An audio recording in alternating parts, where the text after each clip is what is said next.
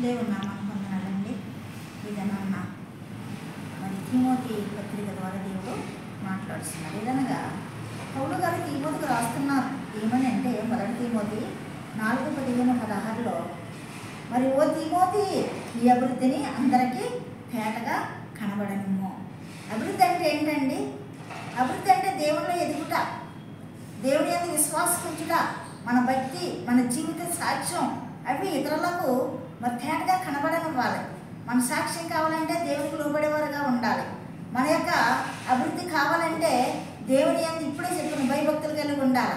మనం అభివృద్ధిలోకి రావాలంటే శ్రమలోనూ, కష్టాల్లోనూ, ఇరుకుల్లో, ఇబ్బందుల్లో కూడా మరి దేవుడు వదిలిపెట్టకూడదు. కానీ అలాంటి పరిస్థితుల్లో కూడా దేవుడు పట్టుకుని ఉండాలి.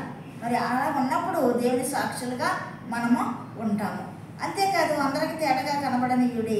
మరి నీ నిమిత్తము వీటిని మరి నువ్వు మనసులో ఉంచుకోవాలి. ఇవన్నీ మనసులో ఉంచుకొని నీ మనసును నడిపించ మనసులో అన్నీ కూడా తేటపరచాలి. వీటిని సాధనం చేయాలి.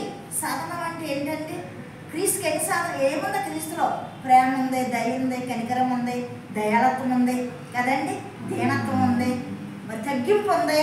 ఇవన్నీ కూడా మనము పాటించి మరి ఇతరులకు కూడా మనము ఆ యొక్క మరి మన సత్క్రియలను ఇతరులకు చూపించేవారుగా మనం ఉండాలి. ఆ రీతిగా ఉండాలని పౌలు భక్తుడు ఎవరికి చెప్తున్నారండి?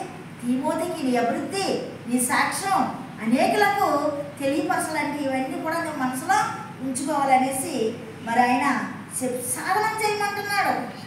మరి ఇంకేమంటున్నాడంటే సాధనం చేయమని తెలియపరచాలంటున్నాడు. మరి ఆ రీతిగా మనము కూడా మరి దేవుడు చేసిన మేలులు కొంచెం కింద మంచం కింద పెట్టొద్దు. కానీ ఆ యొక్క మేలులు, ఆ యొక్క దీపాన్ని అనేకులకు చూపించాలి. మన దేవుడు చేసిన గొప్ప కార్యాలు, అలాంటి కృప మనకందరికి కలగాలని మరి యొక్క పౌలు భక్తుడు తిమోతికి బోధించినట్టు ఈరోజు నీతో నాతో కూడా మాట్లాడుతున్నాడు. చాలామంది దేవుడి ద్వారా మేలులు పొందుకుంటారు, కానీ ఆ మేలుల కొరకు సాక్ష్యం చెప్పరు, ఏమి చెప్పరు, సేవకులకి థ్యాంక్స్ చెప్పరు. మరి ఇంకోటి ఏంటో తెలుసండి, విశ్వాసంలో ఉన్న గుణము కష్టం వస్తేనే సేవకులు, కష్టం వస్తేనే ప్రార్థన, అన్నీ ఉంటే దేవుడు గుర్తుండడం, సేవకుడు గుర్తుండడం. అలా కాదు, మనం ఎప్పుడు కూడా ఒకేలాగా ఉండాలి, ఒకే మనస్తత్వంతో ఉండాలి, ఒకే విధంగా భయభక్తులతో ఏ సమయంలోనైనా దేవుని యందు భయభక్తులు కలిగి ఉండి ప్రార్థించేవారుగా మరి మనకు కలిగి ఉన్నవన్నీ కూడా అనేకులకు తేటగా మరి చెప్పేవారుగా, తెలియపరిచేవారుగా మనం ఉండాలని మరి పౌలు భక్తుడు బోధిస్తున్నాడు. ఆ రీతిగా మనము కూడా ఉందామండి. ఈ పరిశుద్ధ వాక్యం దీవించుగాక. సబ్స్క్రైబ్ చేయండి, లైక్ కొట్టండి. మీకు అందరికీ వందనాలు.